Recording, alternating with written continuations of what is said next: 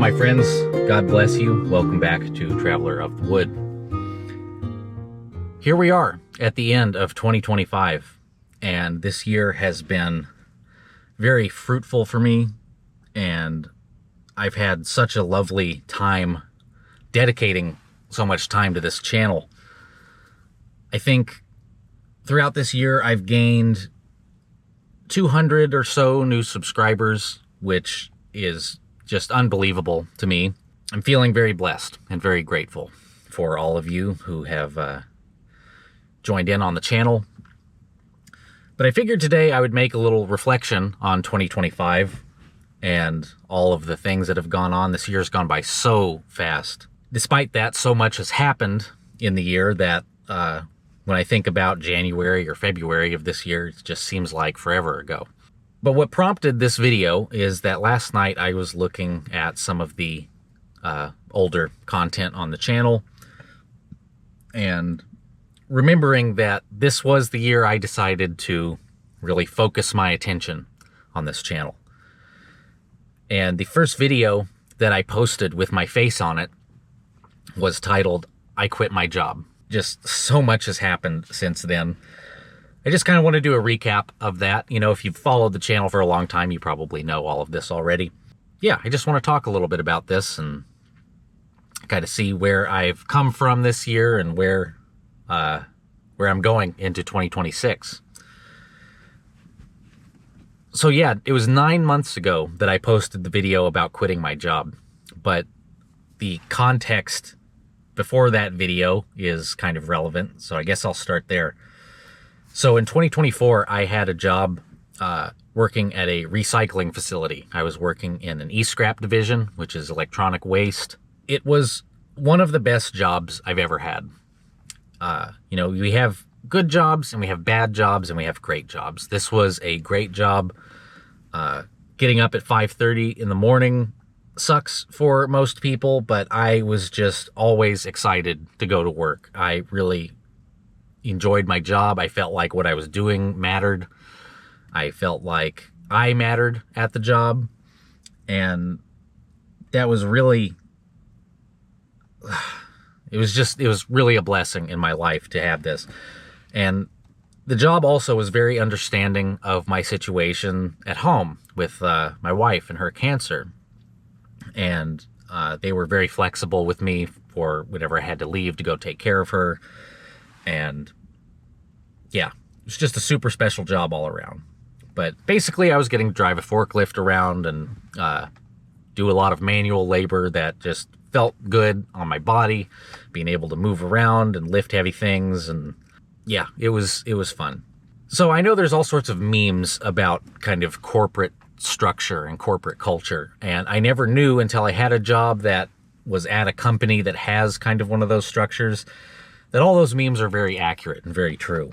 And the one that is the most true is that once you're put into a sort of management position, you start to not like your job as much because you start to see things that could be fixed, but you can't fix it because you're not high enough in the chain to do anything about it. And yeah, all sorts of stuff. But this was all going on in 2024.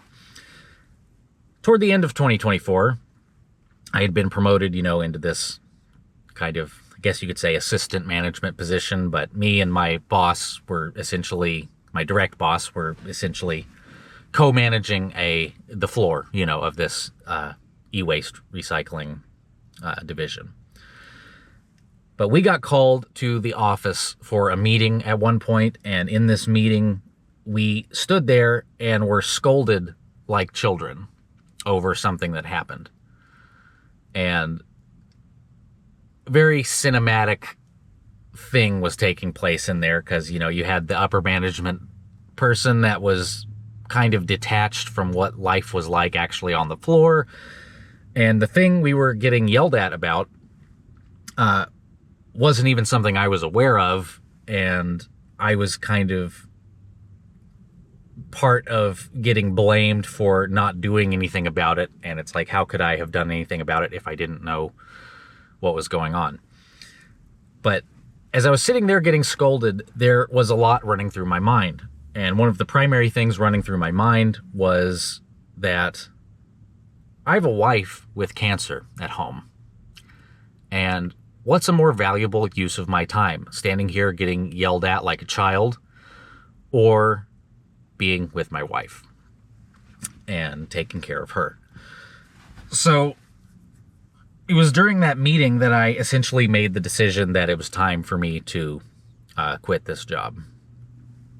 And I really wrestled with it for a few days because, like I said, I really liked my job, but I loved my job up until that moment when I was getting yelled at. And I don't want to sound some kind of way about this. Like, I've worked in restaurants. I've been a chef for a long time. I know what it's like getting yelled at by people who are hot-tempered. Like, it's something I can usually let roll off my shoulders. But with everything else going on in my life, I just wasn't,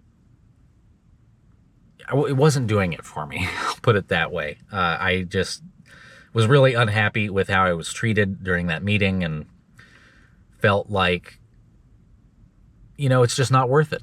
So I decided to quit my job. I pinned my resignation letter and held on to it for a little while and then submitted it within this year. I think I submitted it in January, and it was March before I left. So I gave them plenty of time to replace me and whatnot, which they actually ended up not replacing me. That's a different story altogether.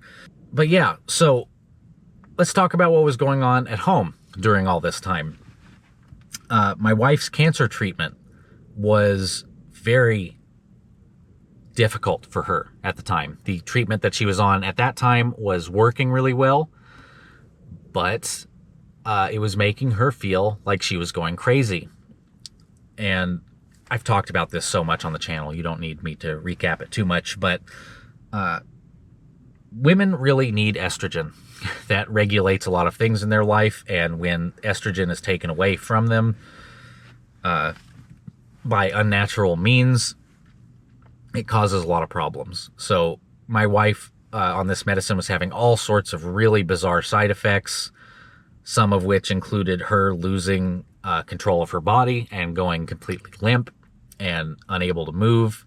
And this would happen sometimes when she was like in the bath, for instance, and she would barely be able to press the call button on the phone to let me know that there was an emergency. And I would have to leave work quite often to go rescue her or take care of her or take her to the hospital, all sorts of stuff. All of this was adding a lot of stress to my life, but I didn't really realize it. And I think I didn't realize it because when it comes to taking care of my wife, I don't consciously think, oh, I need to take care of my wife. It's just something I naturally do. I love her. Why wouldn't I be there for her whenever she needs me? But a lot of that was kind of weighing on me, and I didn't really realize it at the time. So that was all going on at the beginning of the year. So I turned in my resignation for my job, and in the weeks leading up to my departure, I bought a little whiteboard, or found a little whiteboard, and wrote on it. I drew myself a schedule because I knew that I would need to have a schedule for myself so I could kind of keep myself on track during my unemployment. I kind of set that up in my office so I looked at it every day, and so I could get excited about it. Be like, okay, this is going to be great. This is what my first week unemployed is going to look like. I'm going to be working on this today, and this the next day, and this the next day, So the time comes where I leave my job. My final day there was amazing. Everyone that I worked with signed my hard hat. The upper management took me out to eat and told me how much they loved me and appreciated me and how I always had a job there if I wanted one. And it was just really a nice last day. On Monday, I decide to start working on my new schedule. The first 3 days of this is amazing. My creative juices are flowing. I've got a bank account full of money that I had saved up. I was just super excited to start working on my own projects as well as being there, more for my wife. 3 days into this new schedule, I noticed that I hadn't gotten a call from a very close friend of mine who I talked to several times a day. And I was getting a little worried, so I tried calling several times, no answer. I get on Google and search his name, only to find that he had been arrested by the FBI. I'm going to be purposely vague on what happened, but I guess the way I can put it is that he had a lot of addictions that I didn't know about, and one of those addictions was pornography, and he was essentially living two lives, and he was living an entire life that I had no idea that he was living as someone of the opposite gender. And among that, he also was getting into some pretty hardcore leftist ideologies, ended up committing a crime. I'm not going to go into any more detail because it's a easily searchable thing. But that situation really, really hurt me. And it threw my whole plan off for my new schedule and what I was going to do. I was just beside myself because he was a really, really close friend. And I just felt kind of betrayed, and I felt like I really lost my good friend. So that was a really difficult thing that I went through this year. And it took me several weeks to kind of start getting my life back together after that, because I was just, really, really messed up about that. But I decided to, during all of this, that I was going to put a lot of my focus onto this channel. And the first video that I made with my face on it for this channel was the one titled "I Quit My Job," detailing, some of this story. And I remember before I uploaded it, I was pretty apprehensive about it because this channel has a fairly long history, and I dealt with some censorship back in the 2016 era of the very intense censorship that was going on, the big ban wave that happened on YouTube. I was worried about that, but I decided to do it anyway. And I'm so grateful that I did, because this channel really has given me a lot of purpose during the day. I know it seems kind of silly for a small channel such as mine to even talk about this, but the few people that do engage with me on this platform, and, the new subscribers I've made throughout this year, I think I've made like 200 or so new subscribers this year. Just overwhelming gratitude for all of you, because I feel like I'm talking to each of you individually, and I feel like, you guys are just listening to the crazy stuff I have to say, and you could be doing literally anything else with your time, but you're choosing to watch my videos. And, that just really makes me feel good about what I'm doing. So most of my year was spent thinking about this channel, working on this channel, coming up with ideas for videos, and, just doing a lot of thinking, really, which has been great. Okay, so that was kind of lengthy, a little longer than I wanted it to be. Let's continue throughout the year, because there's going to be some long stints here where not a lot happened other than me just thinking about videos I wanted to make. But coming up on about halfway through this year, I guess, my wife and I start talking seriously about what we want to have happen in our lives. Due to my wife's cancer, it's really difficult to have an accurate prognosis, and no doctor has been able to really give us one, because despite the cancer being there, my wife is fairly healthy. I mean, she struggles with fatigue a little bit, but she's not in any sort of actively dying phase. And we just don't know when that's going to be. And that's something that's in the back of our minds, how much longer does she have? What can we accomplish in the limited time that she has? Something we think about. But we decided that we really wanted to expedite our plans to find our forever home. So we started keeping our eyes open for properties that we wanted to buy. So we also decided to get very serious about saving money, and we decided that it would be best if we moved in with her parents, who live like 5 minutes away from where we used to live. So it was not a big deal, but it is a big deal because when you've lived alone with your wife, it's very different than living with your in-laws and your wife. But I'm still very, very blessed to have had them available because, it has allowed us to actually focus on saving money and not paying rent. It's made a big deal, a big difference rather, in our lives.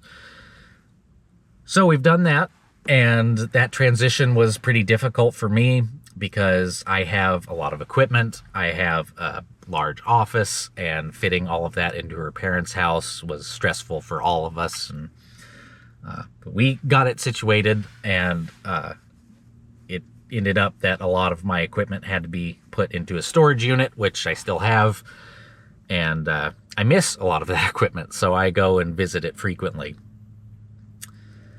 But yeah, that was going on, saving money, all of this stuff.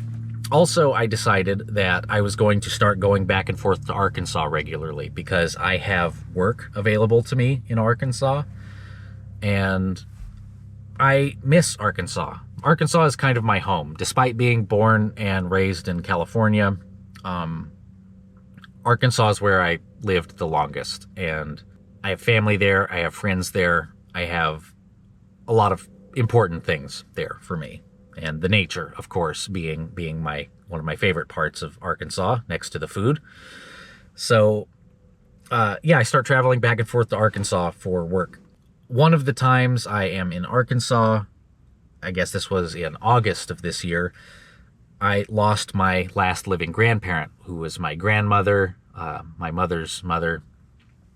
And this woman was someone that was very present in my life. She lived with us when I was growing up, from being an infant, all the way through being 16 years old. She was kind of my second mother. She helped raise me when both my parents were working, and absolutely lovely woman, and a very lovely, rurally minded woman. She wanted me into the boy stuff that she thought was appropriate for a boy. So she, got me into archery and things like that when I was young. And what an incredible blessing she was in our lives. But that really, hit me pretty hard because we were all expecting it. She had been suffering with dementia for many years leading up to it. And toward the end, she didn't really even know who she was or who anyone else was. And, very difficult to watch. But yeah, so she transcended this realm in August. But the show must go on. We must continue our life despite death. Coming into the more recent months now, my wife and I just have been spending a lot of our time talking about what it is that we want and what it is that we need to do. One of the times I was in Arkansas, I went and looked at a property just outside of central Arkansas that was the most perfect property I've ever seen. And it was exactly what we needed.